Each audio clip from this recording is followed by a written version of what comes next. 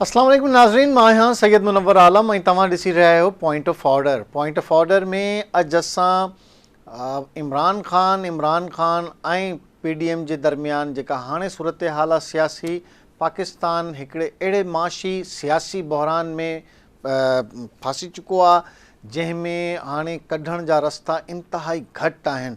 न सिर्फ़ु इहा हुकूमत हुजे या सियासी जमातूं हुजनि, इमरान ख़ान हुजे, सियासत बदिरां हटधर्मी ऐं ज़िद अना ॿिन्हिनि पासनि खां ऐं ख़ासि तौर ते इमरान ख़ान जी जेका हाणे सूरत हाल आहे, तक़रीबन 130 जे क़रीब मुक़दमा थी चुका आहिनि ऐं उन जे बावजूदु हाणे जेका आहिनि उहा डायलॉग जी पोज़ीशन न आहे। पार्लियामेंट हुजे, पार्लियामेंट में जेका गुफ़्तगू हुकूमत जी तरफ़ां जेको लहजो आहे उहो सियासी न रहियो आहे। भई ॿिन्हिनि पासनि खां धमकियूं आहिनि, हिक ॿिए खे हेठि किराइण जी कोशिशूं आहिनि ऐं इहा सूरत हाल डेवलप थी चुकी आहे। इहा ज़ाहिरी ॻाल्हि आहे, इम्पैक्ट करे थी सॼी सोसाइटी खे ऐं उहा सोसाइटी हाणे इन एग्रेशन में आहे, हिकिड़ो स्ट्रेस आहे ऐं इहो सॼो बिहेवियर मार्केट ते असरअंदाज़ थिए थो, मईशत ते असरअंदाज़ थिए थो।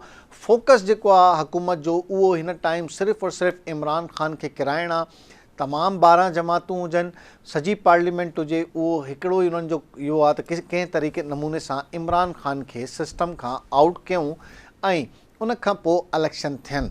कोशिशि सॼी इहा ई आहे उन्हनि जी ऐं उन्हनि जी जेका एफर्ट आहे, तव्हां सम्झो त न मईशत खे, न महांगाई खे, न आवाम जी तरफ़ को उन्हनि जे मसाइल खे ॾिसण जे लाइ आहे। टोटल फोकस इहो आहे त इमरान ख़ान सिस्टम में ॿाहिरि कीअं थींदो।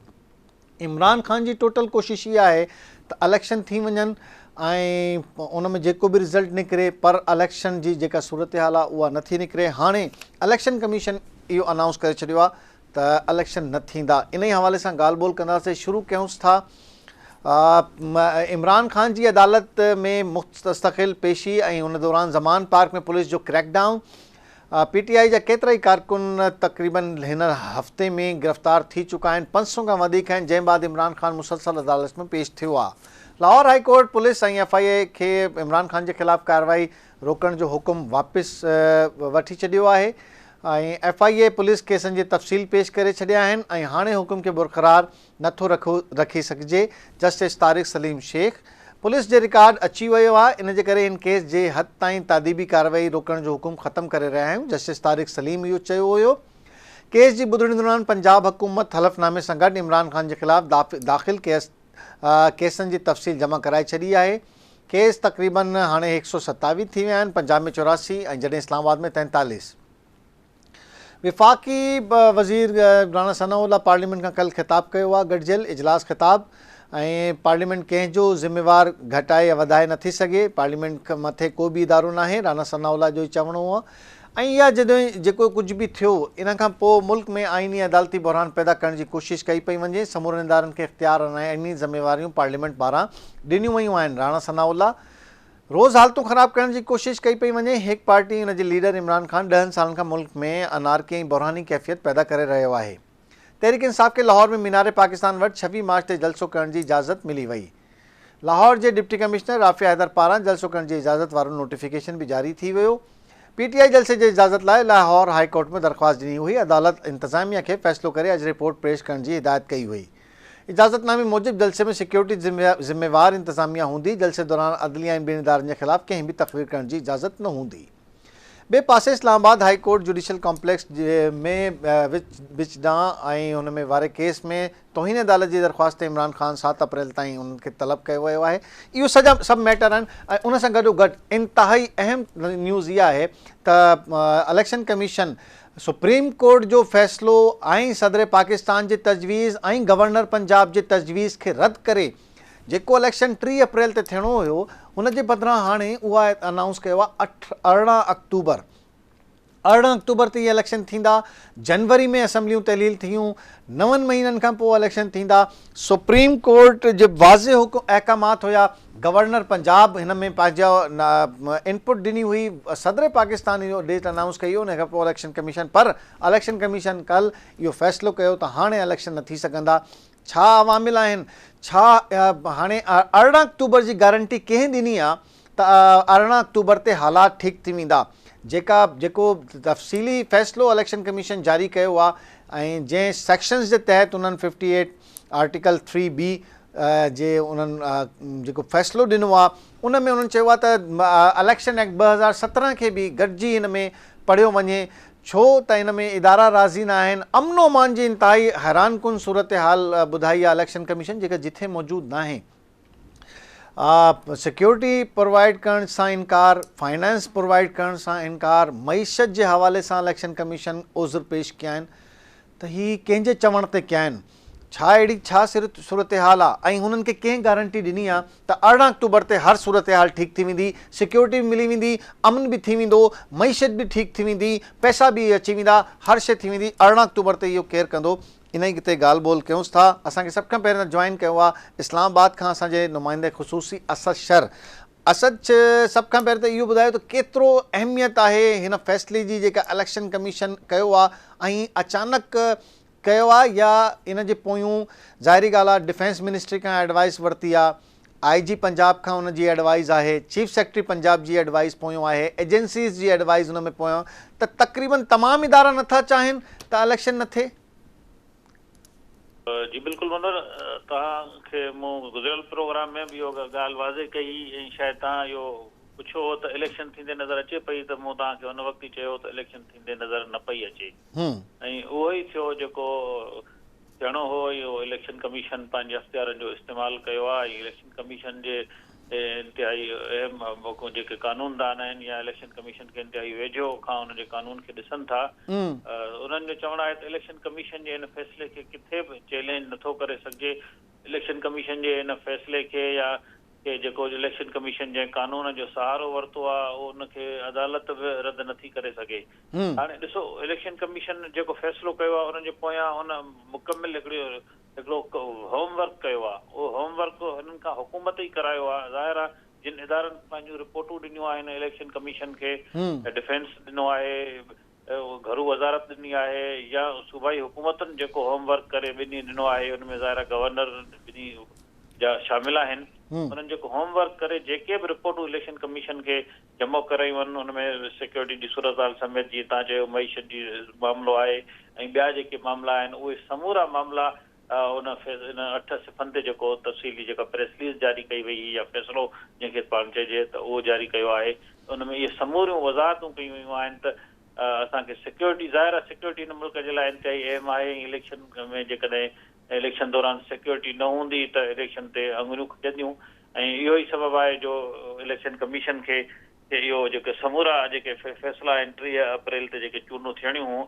उहो फ़ैसिलो वापसि वठिणो वियो। हाणे मनोहर साहिबु सुवालु इहो आहे त हाणे 18 अक्टूबर ते इहे चूंडूं थींदियूं या न, इहे नज़र अचनि पियूं या न, इहो अञा कुझु वक़्त खां अॻु जो सुवालु आहे। पर जेके ज़िम्मेवार ज़रिया असांखे अॻु में ॿुधाईंदा हुआ या उन्हनि चयो त इलेक्शन थींदे नज़र न पई अचे, उन्हनि जो हाणे बि चवणु आहे त 18 अक्टूबर ते बि इहा इलेक्शन थींदे नज़र न पई अचे। हीउ मामिलो घटि में घटि 2 सालनि ताईं वधी वञण जा जेके अंदेशा आहिनि ऐं जेके तयारियूं आहिनि त लॻभॻि 2 सालनि ताईं इन्हनि खे अॻिते खणी वेंदा। अच्छा, त माना ही मुल्क अंडर मार्शल लॉ अची वियो आहे या को अहिड़ो एक्ट अची वियो आहे जेको आइन न आहे ऐं पंहिंजी मर्ज़ी सां इहो हलंदो?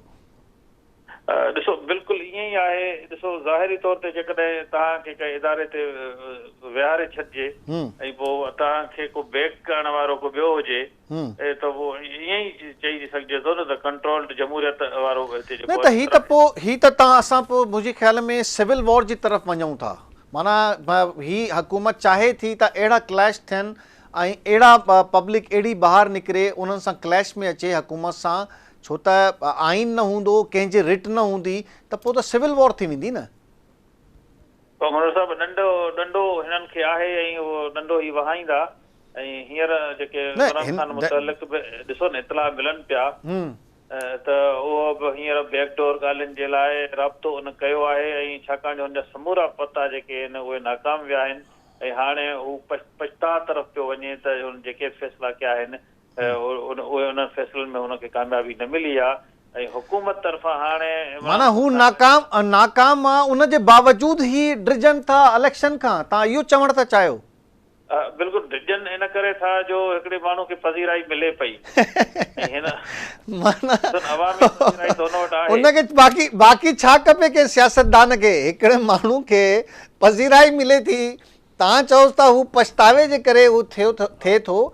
गेम कुझु ॿियो आहे, गेम कुझु ॿियो आहे सच साहिब। गेम बिल्कुलु मर साहिब गेम कुझु ॿियो आहे, पर मां तव्हांखे हिकिड़ी ॿी इंफॉर्मेशन बि ॾियां त वफ़ाक़ी हुकूमत या वफ़ाक़ी इदारा जंहिंखे चइजे उन्हनि हिकिड़ी 27 माण्हुनि जी लिस्ट बि तयारु कई आहे, जेका थोरनि ॾींहंनि में तव्हांजे बि नज़र मां गुज़रंदी, जेका असांखे काफ़ी उन्हनि नालनि जी मालूमात बि आहे।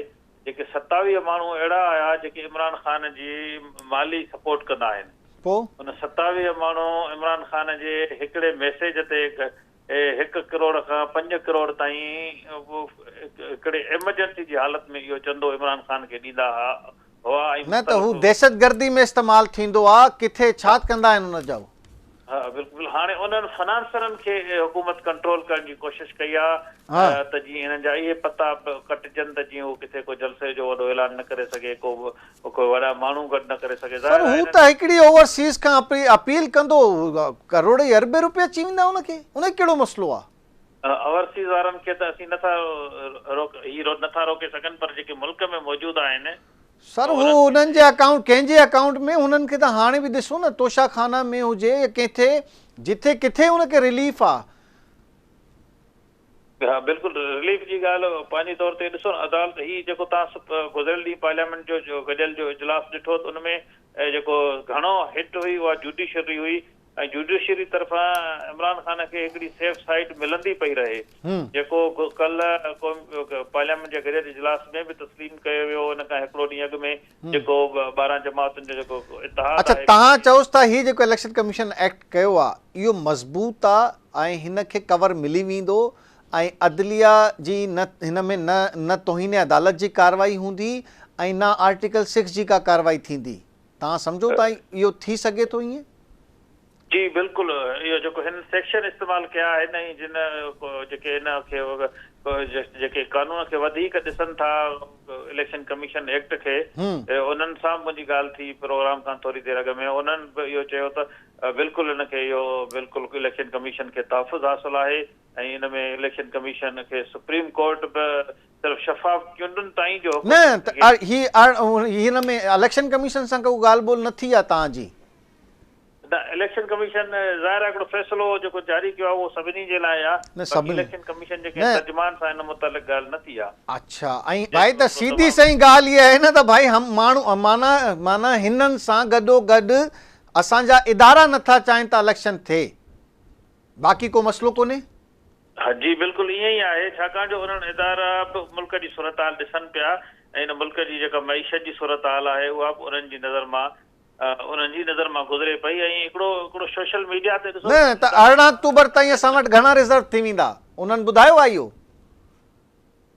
ज़ाहिर आहे उहे शयूं त अॻ में हुननि तय करे ई ॾिनियूं आहिनि। जेकॾहिं सुप्रीम कोर्ट अच्छा साहब इहा कोर्ट पुछंदी न त भाई तव्हां अचो भाई डिफेंस मिनिस्टर साहब, फाइनेंस मिनिस्टर साहब, तव्हां मना कयो आहे हिते छा श्योरिटी आहे 18 अक्टूबर जी? श्योरिटी बॉन्ड जमा करायो या तव्हां हिते हलफ़नामो जमा कराईंदो न? तव्हां मना कयो आहे फाइनेंस ॾियण जे लाइ। डिफेंस मिनिस्टर साहब तव्हां अचो, तव्हां हिते नफ़री ॾियण सां मना कयो आहे। IG पंजाब साहब तव्हां अचो, तव्हां सिक्योरिटी प्रोवाइड करण सां मना कयो आहे, त ही ॻाल्हियूं थींदियूं न? ॾिसो इहे ॻाल्हियूं थियण सां गॾोगॾु हिकिड़ो पार्लियामेंट जो जेको गॾियल इजलास आहे इहो मुकमिल जुडिशरी जे अख़्तियारनि बाबति ई जेको सॾायो वियो आहे। हिन में थी सघे थो त का कानून साज़ी बि अहिड़ी करे कई वञे जंहिंमें जुडिशरी जा बि हथ कंहिं हिकु हंधि ते जेका आहे अक्सरियत ई कोन्हे हिकिड़ी क़रारदाद मंज़ूर करण। हुननि खे ही जेको टोटल एक्ट आहे उन में कंहिंमें तरमीम करण जे लाइ उन्हनि जे 2/3 मेजॉरिटी खपे। कंहिं सॼी हुकूमत गॾिजी बि नथी करे सघे न, छा कंदी? अपोज़िशन बि गॾरायो तॾहिं बि न आहे। पार्लियामेंट जे गॾियल इजलास मां शायदि पंहिंजा जेके मेंबर आहिनि 2/3 न थींदी न, 2/3 थींदी न। हा बिल्कुलु, काफ़ी मेंबर जेके आहिनि इस्तीफ़ाऊं ॾेई विया आहिनि ऐं उन्हनि खे अचण न पियो ॾिनो वञे ऐं इहा ई सूरत हाल आहे जो क़ौमी असेंबली मां। त माना सूरत हाल एतिरी आसान न आहे, माना क़ाबू करणु ठीकु आहे सिचुएशन। त पोइ हाणे सोचियो इहो वियो आहे त ॿिन्हिनि पासनि खां, उते इमरान ख़ान इहो सोचियो आहे, हिते हिननि सोचियो आहे त असां भली तबाह थी वञूं भली मुल्क तबाह थी वञे, असांखे इलेक्शन न आहे कराइणा, उते हुननि सोचियो आहे त भली मुल्क तबाह थी वञे, कुझु बि थी वञे, असांखे इलेक्शन कराइण। ॻाल्हि इहा आहे न बसि फाइनली। बिल्कुलु जहिड़ो इन ते ई आहे। ॾिसो जेके हुकूमत खां जेके फैसला कराया पिया वञनि उहे के हिकु ॿिनि ॾींहंनि जे लाइ न आहिनि, जिन समूरी हुकूमत दाव ते लॻाए छॾी आहे जंहिं पर हे सिचुएशन मुल्क जे लाइ सही न आहे असां साहब। हा बिल्कुलु, हा बिल्कुलु ज़ाहिर आहे मुल्क में जेका जमहूरी हुकूमत हूंदी त आम माण्हुनि जे लाइ हिकिड़ो फ़ाइदो हूंदो। हाणे जेका निगरान हुकूमत आहे उनखे त पर असां साहब ठीकु आहे, ही पाण में हिननि त फ़ैसिला करे हिकिड़ी पाण जी मर्ज़ी सां रिपोर्टूं ॾेई ही, पर ज़ाहिरी ॻाल्हि आहे जज त सवाल पुछंदा न, जज त उनजे पोयूं शयूं ॾिसंदा न, रिपोर्ट जे पोयूं जेका शइ मौजूदु आहे उनखे बि ॾिसंदा न, जेका माहौल ग्राउंड ते मौजूदु आहे, अवेलेबल आहे, जेको माहौल ग्राउंड ते आहे उनखे बि ॾिसंदा न। उते त हू सवाल पुछण खां त कोई रोके नथो सघे न जजिस खे।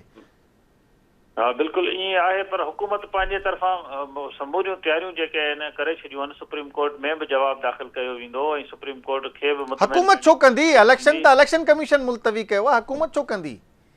ॾिसो हुकूमत हुनजे हुकूमत ई आहे न भाई, आज़ाद इदारो आहे त हू पाण जवाबु ॾींदो न, हुकूमत छो कंदी? आज़ाद इदारे खे बि जेसिताईं हुकूमत जो बैकअप न हूंदो त उहो ठीकु आहे। कीअं हलंदो?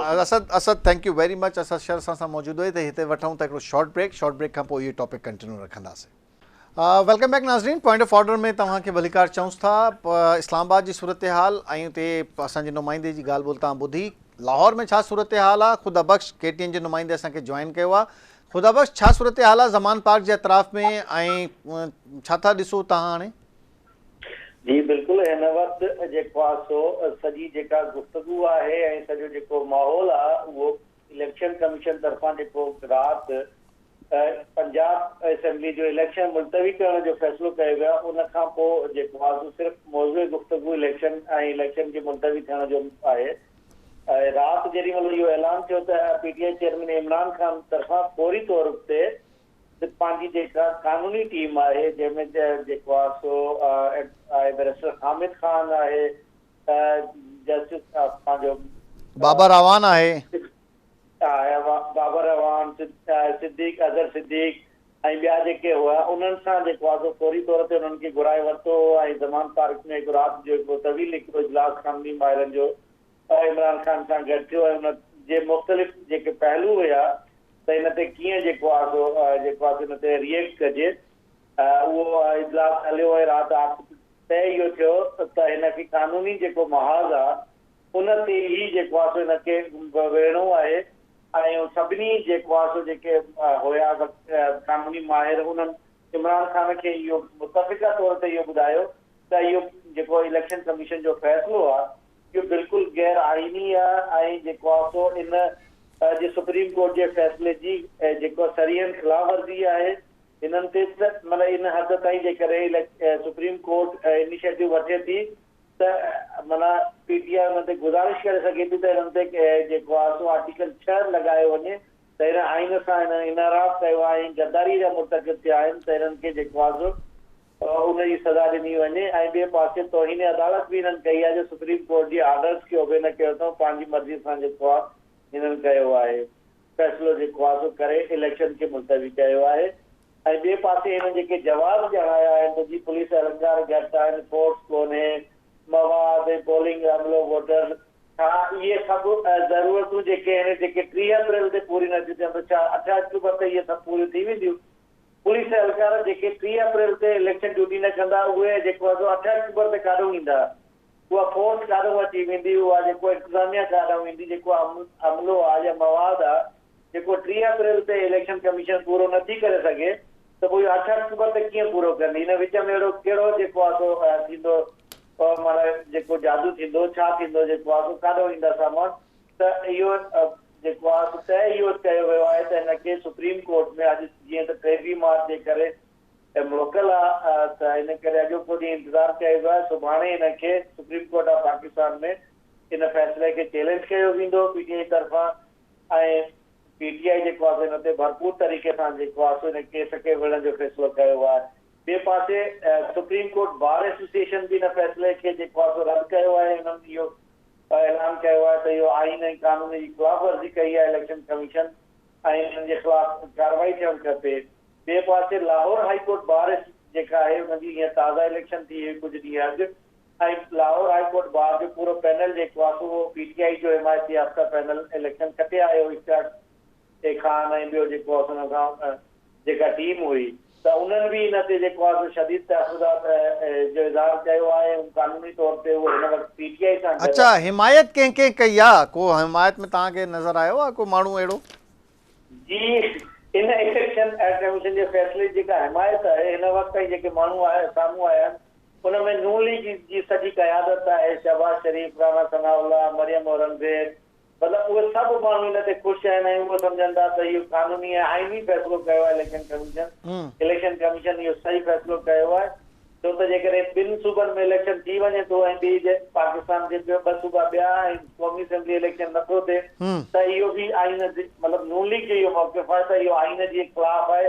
लिहाज़ा इलेक्शन कमीशन आइनी कमु कयो आहे हिनखे मुलतवी करे ऐं 8 अक्टूबर ते जेको आहे सॼो ई जेको आहे पूरे पाकिस्तान में इलेक्शन थियणु खपनि अच्छा जलसे जी छा सूरत हाल आहे तयारियूं शुरू करे छॾियूं आहिनि PTI वारनि छो त हाणे त हाई कोर्ट जो फ़ैसिलो ऐं इजाज़तनामो बि मिली वियो आहे या अञा तव्हां हाणे ही इलेक्शन जेको ही मुलतवी थिया आहिनि पोइ जलसो बि मुलतवी थी वेंदो मुंहिंजे ख़्याल में त जलसो बि तयारियूं अञा ताईं कोन शुरू कई वियूं आहिनि जेको आहे सो ऐं जलसो थी सघे थो जेको आहे सो अॼु हिकु अहम इजलास अॼु जेको पार्टी क़यादत आहे जंहिंमें चेयरमैन इमरान खान मखदूम शाह महमूद कुरैशी असद उमर ऐं फवाद चौधरी ॿिया उन्हनि जो इजलास थियणो आहे ऐं हुन में फाइनली जेको आहे फ़ैसिला थियणा आहिनि त हिन सॼे मूवमेंट खे अॻिते कीअं वठी हलिजे त उन हवाले सां इहे फ़ैसिला जेको आहे इजलास कया वेंदा ऐं उन्हनि जेको आहे पोइ उन हिसाब सां सियासी सरगर्मियुनि खे बि उन हिसाब सां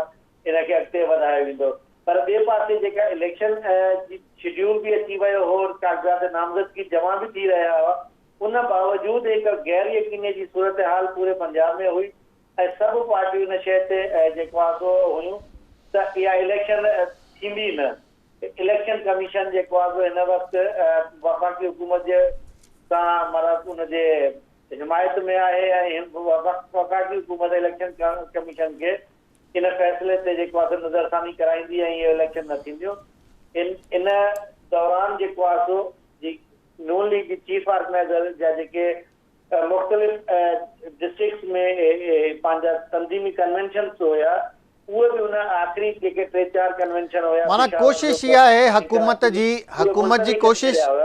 हुकूमत ऐं इत्तेहादियनि जी कोशिश इहा आहे त ही इलेक्शन कंहिं सूरत में बि न थियनि जी बिल्कुलु बिल्कुलु हिन वक़्तु जेका हुकूमत आहे उहा ऐं उन सां गॾु जेके इत्तेहादी आहिनि उहे मतिलबु ज़हनी तौर ते तयारु आहिनि त थोरो घणो जेको नुक़सानु जेकॾहिं को इंतज़ामी तौर ते थिए थो या अदालती तौर ते त उहो बर्दाश्त करे पर इलेक्शन न करणी अक्टूबर जी गारंटी केरु थो ॾे जंहिंखे बि क़ुर्बान करिणो पए उनखे न अक्टूबर जी गारंटी केरु थो ॾे किथां अची वेंदी हर शइ थैंक यू खुदा बख़्श असांखे लाहौर खां अपडेट करे रहियो आहे KTN जो नुमाइंदा ख़ुसूसी ऐं इहा ई सूरत हाल आहे त तमामु पार्टीज़ तमामु इदारा सभु गॾु थी विया आहिनि त कीअं बि बसि इलेक्शन न थिए ऐं इन्हनि जो क़ानूनी पहलू छा आहे इंतिहाई हौलनाक सूरत हाल आहे ऐं ख़ासि तौर ते जेको क़ानूनी तौर ते जेका इलेक्शन कमीशन चयो आहे त असां ऐलान कयो आहे उन जी क़ानूनी हैसियत छा आहे बैरिस्टर ज़मीर हुसैन असांखे जॉइन कयो आहे ज़मीर साहब अस्सलाम वालेकुम ज़मीर साहब ही जेको इलेक्शन कमीशन फ़ैसिलो ॾिनो आहे ऐं हू हिकिड़ी आर्टिकल ऐं इलेक्शन कमीशन एक्ट 2017 जी हिकिड़ी शिक जो हू वठनि था सहारो छा तव्हां सम्झो था त पहिरें सुप्रीम कोर्ट जो ऑर्डर पोइ गवर्नर जी एडवाइस पंजाब जी पोइ सदर पाकिस्तान जी एडवाइस ऐं उन खां पोइ सुप्रीम कोर्ट जो ऑर्डर त हुन खां पोइ इहो रस्तो छा इलेक्शन कमीशन इख्तियार करे सघे थो हाणे अर्ज़ु इहो आहे त जेको अवां ज़िक्र कयो त इलेक्शन कमीशन आइन जे आर्टिकल 105 ऐं जेको आहे इलेक्शन कमीशन एक्ट 2017 जे सेक्शन 58 जो सहारो वठंदे ऐं इन तमामु सूरत हाल खे इन नज़र सां ॾिठो आहे त बाबा असीं हाणे इलेक्शन जेको आहे सो मोखिर था थियूं ठीकु आहे ऐं हिन वक़्तु सूरत हाल आहे उन में इहा जेके बि हुननि फेडरल गवर्नमेंट जो या ॿियनि एजेंसियुनि जो या लॉ एनफोर्समेंट जो या पंजाब के IG या चीफ सेक्रेटरी वग़ैरह जेको बि हुननि उहो सभु वठी करे हिकिड़ो जेको आहे इहो कंक्लूजन जेको आहे ॾिनो आहे त बाबा इलेक्शन न थींदी। हाणे इन में कानूनी हिकिड़ो जेको आहे सो आइनी ऐं कानूनी हिकिड़ो उहो सूरत हाल वारो माहौल थी वियो आहे त आइन ऐं कानून मुंहिंजो ख़्याल आहे ख़ुदि कंफ्यूज़ थी वियो आहे। त सुप्रीम कोर्ट जी हिकिड़ी वाज़ी जजमेंट आहे चाहे उहा रॉन्ग हुई या राइट हुई उनजे लाइ गवर्नमेंट खे इलेक्शन कमीशन खे हिकु अपॉर्चुनिटी अवेल हुई त हू वञी उन में रिव्यू कनि ऐं रिव्यू वारी सूरत हाल में इहे तमामु फैक्ट्स जेके बि हुआ ऐं जेके बि कंसर्न हुआ उहे उते हू असेस कनि हा ऐं उनजे जाइ ते उहे रिव्यू में शयूं वठनि हा बजूं उनजे के हिननि जेको आहे सो एडमिनिस्ट्रेशन खां इहे तमामु फैक्ट्स वठी करे ऐं जेको आहे सो 58 सेक्शन जे तहत इहा जेको आहे होल्ड कयो आहे त इलेक्शन न थींदी। हाणे इन में इहो आहे त जेकॾहिं को बि मामिलो अदालत खां पहिरियों जो आहे उहा त ॿी ॻाल्हि आहे पोइ उते इलेक्शन कमीशन खे इहा 57 ऐं 58 जे तहत इहा इख्तियार हासिल आहे त हू इलेक्शन जेको आहे सो मौखर करे। पर जेकॾहिं हींअर हाणे आइनी इदारो थी करे ऐं ॿिए आइनी इदारे सुप्रीम कोर्ट जे बारे में ऐं उन्हनि जे फ़ैसिले जे बारे में इहा शइ राय वठणु इहा हिकिड़ी आइनी क्राइसिस खे जनम ॾियणु ऐं उहा आइनी क्राइसिस जो इहो नतीजो निकिरंदो त हिकु आइनी इदारो ॿिए आइनी इदारे सां तसादुम में थो अचे। हाणे सवाल त इलेक्शन कमीशन जे इन फ़ैसिले खे सुप्रीम कोर्ट कीअं वठंदी। सुप्रीम कोर्ट हाणे लाज़मी इहा शइ ॾिसे थी त इलेक्शन कमीशन हिकु इंडिपेंडेंट आइनी आइडेंटिटी आहे ऐं उन्हनि वटि जुडिशियल पावर्स बि हूंदा आहिनि लिहाज़ा जेकी बि कार्रवाई सुप्रीम कोर्ट कंदी उहा थ्रू द जुडिशियल जेको आहे सो काउंसिल जे कंदी उन में इहा शइ वञे थी ऐं इहा शइ डिले थींदी वेंदी ऐं नतीजो त इहो आहे त जेको बि तमामु स्टेक होल्डर्स जो या तमामु जेके बि पार्टियूं जेके चाहिनि थियूं त इलेक्शन न थिए उन्हनि जे जेको आहे सो मौक़फ़ खे वुसअत मिलंदी ऐं वरी इहो वापसि सुप्रीम कोर्ट में मामिलो ईंदो। सुप्रीम कोर्ट इहा शइ वरी नोटिस जे ज़रिए कंदी जंहिंमां हिकिड़ो टाइम उन्हनि खे मिलंदो उहो टाइम मिलंदो उन टाइम खां पोइ जेकी बि अगरि जेकॾहिं सुप्रीम कोर्ट सम्झंदी असांजे हुकुम जे इनराफ़ी थी आहे उन ते कार्रवाई कंदी उहा कार्रवाई बि हिकिड़ो टाइम वठंदी कंहिं न कंहिं तरीक़े सां इहो ईअं वञी थींदो त इलेक्शन पंहिंजे टाइम ऐं शेड्यूल ते न थींदी। ऐं हाणे इन में तव्हांखे जेको वाज़े हिकिड़ी ॻाल्हि त भई जेका कल राणा सनाउल्ला स्पीच कई उन में हुन कानूनी पहलू इहो त हाणे जेको 30 अप्रैल जो जेको 3 अप्रैल जी डेट हुई ही बि 90 डेज़ जे अंदरि न हुई ही ॿाहिरि आहे अञा KP जो शेड्यूल ई न ॾिनो वियो आहे त जॾहिं 90 डेज़ में कुझु न थियो आहे त ही हिकिड़े टाइम ते छो न थियनि त हाणे पर ॿी ॻाल्हि इहा आहे त छा सुप्रीम कोर्ट इम्प्लीमेंटेशन जे लाइ कहिड़ा कहिड़ा इक़दाम करे सघे थी जेका पंहिंजो डिसीशन हुयो सुप्रीम कोर्ट जो। हाणे अर्ज़ु इहो त राणा साहब जेको floor of the house statement ॾिनो आहे ऐं जेकी हुननि पोजीशन कई आहे उहा पोजीशन हाणे जेको आहे पोस्ट मैच्योर पोजीशन आहे। जॾहिं इहा शइ तव्हां सुप्रीम कोर्ट में केस हले पियो त इहे तमामु मामलात उते तव्हांखे ड्यूरिंग आर्गुमेंट्स ऐं ड्यूरिंग जो प्रोसीडिंग्स रखणा हुया ऐं जेके बि तव्हांखे बीइंग अ फेडरल गवर्नमेंट या बीइंग अ पॉलिटिकल पार्टी तव्हां वटि जेके बि ग्रीवांसिस हुयूं उहे उते तव्हां रखी सघो पिया उहे न रखियूं ऐं हाणे तव्हां पार्लियामेंट जो फोरम जेको आहे सो यूज़ करे ऐं इहा शइ वठणु था चाहियो त मुंहिंजो ख़्यालु आहे त इहा अख़लाक़ी वुसअत नथी रखे पई। जेकॾहिं तव्हां वटि हिकिड़ो सुप्रीम कोर्ट जो फ़ैसिलो आयो हो त उन वटि कानूनी ऐं आइनी ऑप्शन तव्हांजो इहो हुयो त तव्हां उते वञी करे उहे शयूं पंहिंजूं एड्रेस कयो हा ऐं जेकॾहिं एड्रेस न करे सघियो उन ड्यूरिंग द प्रोसीडिंग्स त पोइ तव्हांखे रिव्यू जी जेकी अपॉर्चुनिटी हुई उन में वञी करे इहे शयूं कयो हा। पर हाणे इहो लॻे थो त वफ़ाक़ी गवर्नमेंट इन पोजीशन में नाहे त हू का जेको आहे सो सुप्रीम कोर्ट न अगरि जेका असांखे माहौल लॻे थो जॉइंट सेशन घुरायो वियो आहे ऐं डिबेट शुरू कई वई आहे एंड में का रेज़ोल्यूशन अची सघे थी ऐं उन रेज़ोल्यूशन जी का अहमियत हूंदी सुप्रीम कोर्ट जी जजमेंट ते या वर्डिक्ट ते को असरअंदाज थींदी या उन जी का अहमियत न हूंदी अहिड़ी रेज़ोल्यूशन जंहिंमें तमामु पार्लियामेंट सेनेट ऐं उन में मौजूदु सियासी जमातूं इहो फ़ैसिलो कनि त हिकिड़े ॾींहुं इलेक्शन थियनि तमामु मुल्क में ऐं उन जी का अहमियत हूंदी। ऐं हाणे ॻाल्हि इहा त लॉजिकल हिकिड़ी जेकॾहिं सिचुएशन आहे त उन हद ताईं त ठीकु आहे, पर उहा लॉजिकल सिचुएशन जेकॾहिं तव्हां सम्झो था त एट ए टाइम इलेक्शनूं थियणु खपनि ऐं उहे थियण करण जे लाइ जेको आहे सो इहो पहलू आहे त जेकॾहिं अधु मुल्क में थींदियूं, अधु सूबनि में थींदियूं, अधु में न थींदियूं, उन सां इहो गैर मुस्तहकम सूरत हाल थींदी त उहा बि सुप्रीम कोर्ट में रखणी हुई। ऐं जेकॾहिं उहा न रखी वई आहे ऐं हाणे रखी थी वञे त हाणे इहो थो थिए त सुप्रीम कोर्ट ऐं पार्लियामेंट पाण में तसादुम में ईंदी। पार्लियामेंट में न हाणे ॾिसो न हिन में घणा पहलू आहिनि।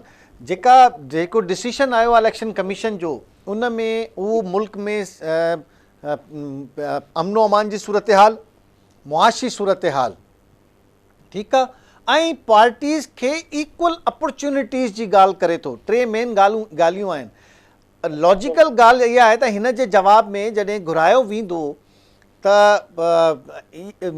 ही जेको हिकिड़ी ॾींहं ते जेको इलेक्शन जी ॻाल्हि आहे त ही सभु शइ सही थी वेंदी।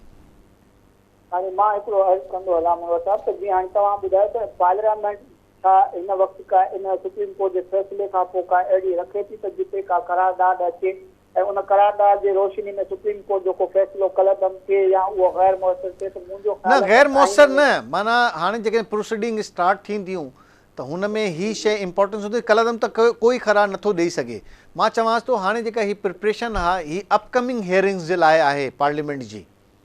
बिल्कुलु हा, जेका जवाब उन्हनि खे पहिरीं डिसीशन खां पहिरें ॾियणो हुयो, हाणे हिन स्टेटमेंट खां पोइ जेका हियरिंग शुरू थींदी, हुकूमत चाहे थी त हाणे उन में वञूं ऐं पंहिंजो मौक़िफ़ इहो रखूं ऐं पार्लियामेंट पार्लियामेंट सेनेट ऐं तमामु पॉलिटिकल पार्टीज़ जेका PTI जे अलावा आहिनि उन्हनि जो मौक़िफ़ हिकिड़ो पार्लियामेंट जे थ्रू वञे। ॾिसो पार्लियामेंट जेकॾहिं वञणु चाहे बि थी त मुंहिंजो ख़्यालु आहे कि हू हिकिड़े रेफरेंस त उमाणे सघनि था, मगर मामिलो इहो आहे त हुकूमती सतह ते जेकॾहिं इहो रेफरेंस ॾींदो त पोइ उहा शइ हिकिड़ी कानूनी नुक़्तो उथंदो त बाबा जेकॾहिं तव्हां रेफरेंस हाणे उमाणियो आहे ऐं उनजी नियत छा आहे, अमल हूंदो उनजी नियत ज़रूरु ॾिसी वेंदी आहे। त जेकॾहिं तव्हां वटि जॾहिं लिटिगेशन पेंडिंग हुई, प्रोसीडिंग हलनि पियूं, उन वक़्तु तव्हांखे इहो ख़्यालु न आयो त इन जा इहे कॉन्सिक्वेंसिस थींदा। ज़मीर साहब बिल्कुलु ठीकु आहे, मां तव्हांजो पॉइंट अची वियो। टाइम घटि आहे इन करे थोरो जल्दी थो कयां। बेनज़ीर साहिब जी जेका शहादत थी हुई त उन में बि शेड्यूल सिर्फ़ु 60 ॾींहं अॻिते थियो, ठीकु आहे। मैक्सिमम सिचुएशन हुई, मुल्क में बाहि लॻल हुई, सूबा सड़नि पिया, अफ़रा तफ़री जी सूरत हाल हुई, अमनो अमान इंतहाई ख़राबु हुयो, धमाका थियनि पिया, ख़ुदकश हमला हुया, मुस्तक़िल टारगेट किलिंग हुई, जिथे किथे अमनो अमान जी इंतहाई वर्स्ट सिचुएशन हुई, मईशत भी तकरीबन इन ही सूरत हाल में हुई। उन खां पोइ भी 2 महीना अॻिते विया शेड्यूल में, ही डायरेक्ट 7 महीना अॻिते, इन जी का जस्टिफिकेशन जस्टिफिकेशन का भी कान्हे ऐं आइन जे रूह खां का भी अहिड़ो पहलू हिन वक़्त ताईं कोन मुल्क में बज़ाहिर नज़र अचे थो त ख़ुदा न ख़ास्ता का जंगी हालतूं आहिनि या मुल्क में कोई जेको आहे सो को अहिड़ी थाना जंगी आहे, जेकॾहिं उहे शयूं न आहिनि त पोइ इहे अच्छा ही भी जस्टिफाइबल न आहे। हाणे अचूं उन पोज़ीशन ते त भाई केयर टेकर हुकूमत 90 डेज़ जे लाइ ईंदी, उनखे केरु वधाओ ॾींदो त 90 डेज़ में जॾहिं ही ख़तमु थी वेंदा ऐं 7 महीना अॻिते 5 महीना बचंदा त पोइ 5 महीननि जे लाइ कहिड़ी हुकूमत हूंदी KP में कि ॿिनि सूबनि में? आइन जे रूह खां केयर टेकर जेको सेटअप आहे उहो 90 डेज़ जे लाइ ऐं 90 डेज़ जे अंदरि इलेक्शन थियणा। 90 डेज़ खां पोइ मुंहिंजो जेको ख़्यालु आहे त इहो care taker system automatically collapse थी वेंदो। ठीकु आहे, उन खां पोइ जेकॾहिं इहो इन में आइन में का बि अहिड़ी गुंजाइश कान्हे का जंहिंजे हिसाब सां इहो चयो वञे त वराए अगेन केयर टेकर सेटअप थींदो, छो जो आइन जो हिकिड़ो ड्यूरेशन आहे उहो 90 डेज़ जो आहे, इलेक्शन जो बि ऐं केयर टेकर सेटअप जो बि।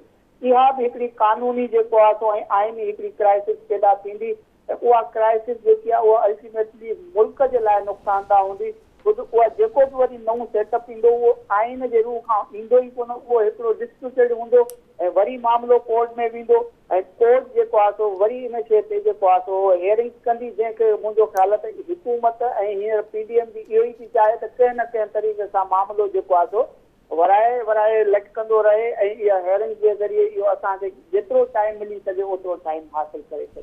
Thank you very much Zamir Hussain Sahib, barrister कानूनी माहिर, असांखे तज़ियो पंहिंजो ॾेई रहिया हुआ। इन हवाले सां आइनी पहलू छा आहिनि, कानूनी पहलू छा आहिनि, मसइले में आहे, सॼो मुल्क हिन अफ़रा तफ़री में आहे, मईशत बुॾी रही आहे, हुकूमत ऐं पाकिस्तान तहरीक इंसाफ़ हिकिड़े पेज ते वेहण जे लाइ कंहिं स्टेज ते वेहण जे लाइ अञा को तयारु कोन्हनि। ॿई ॿिन्हिनि तरफ़ां दावा ज़रूरु आहिनि पर को हिते असांखे को प्रैक्टिकल हिते शइ नज़र नथी अचे। हिते वठूं था हिकिड़ो शॉर्ट ब्रेक खां पोइ इहो टॉपिक कंटिन्यू कंदासीं।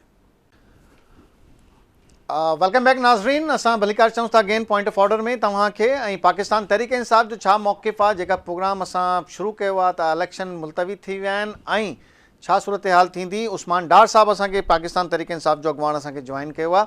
उस्मान साहब सलाम अलैकुम। वालेकुम सलाम। उस्मान साहब क्या कहना चाहेंगे, ये क्या कुल्हाड़ा मार लिया है इलेक्शन कमीशन ने पैर पे या पैर कुल्हाड़े पे मार लिया है? देखिए, मैं समझता हूँ कि इलेक्शन कमीशन ऑफ पाकिस्तान ने जो फैसला दिया है वो जो आप बात कर रहे हो कि इन्होंने वाकई अपना पाँव कुल्हाड़े पे मार लिया। कुल्हाड़ा इन्होंने क्या पाँव पे मारना था। और आप अगर जितने भी सीनियर कानूनदान है, अगर आप उनको सुने, उनकी राय लें, और आइन में गुंजाइश ही नहीं थी इस बात की जो उन्होंने फैसला किया है। और दूसरी तरफ खुद ही तरीका ऐलान भी कर दिया 8 अक्टूबर का। एक तरफ सुप्रीम कोर्ट ऑफ पाकिस्तान में जाकर कहते हैं जी कि हम तो तारीख दे ही नहीं सकते, गवर्नर तारीख देगा, प्रेसिडेंट पाकिस्तान ने तारीख दी है।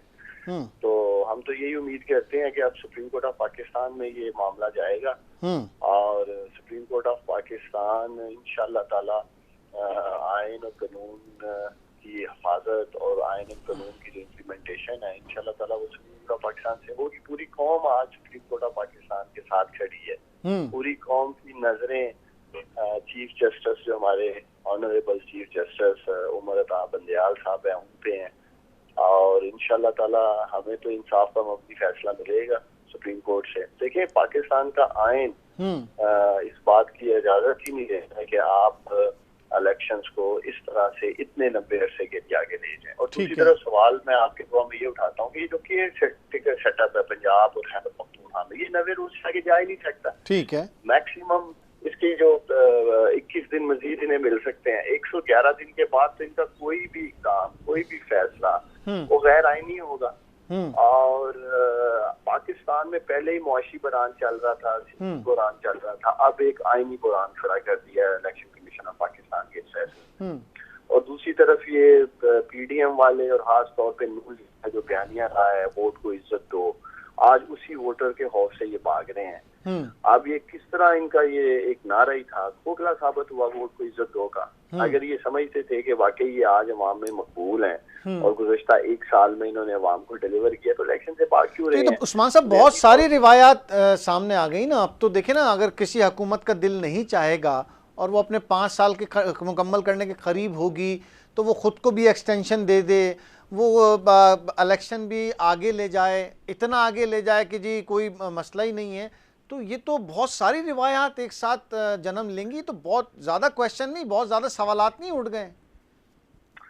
देखिए, आज जिस बेहिसी के साथ और जिस मिठाई के साथ ये हुकूमत में है और आप देख ही रहे हैं कि एक इन्होंने आटा मुहिम शुरू की है और लोग अल्लाह को प्यारे हो गए हैं और एक आटे की बोरी लेने के लिए लोग किस तरह से दरबदर हो रहे हैं और जो हालात इन्होंने मुआशरत के 1 साल में किए हैं और जो ऑप्टिक्स जो आप बातें कर रहे हैं कि आप जो चाहें वो करें और आइन और कानून को रद्दी की टोकरी में फेंक रहे हैं। 145 के करीब 143 40 मुकदमात आपके साबिक वज़ीर-ए-आज़म इमरान खान में जिस मुल्क में हो जाएं, जैसे FIR काटी जाएं, फिर साबिक वज़ीर-ए-आज़म के घर पे दावा बोलते हैं, रियासती दहशतगर्दी हो, गेट तोड़ दिए जाएं, दरो दीवार मसमार कर दिए जाएं, आपकी साबिक खातून अव्वल घर में अकेली हो, चंद मुलाजमीन के साथ तो सैकड़ों पुलिस ऑफिसरान आ जाएं और जिस तरह लाठी चार्ज, आंसू गैस, वाटर कैनन, जो जुल्म बर्बरियत तशद्दुद हमारे कारकुनान के साथ किया गया, इसकी मिसाल आपको पाकिस्तान के गुज़श्ता 75 सालों में नजर नहीं आई।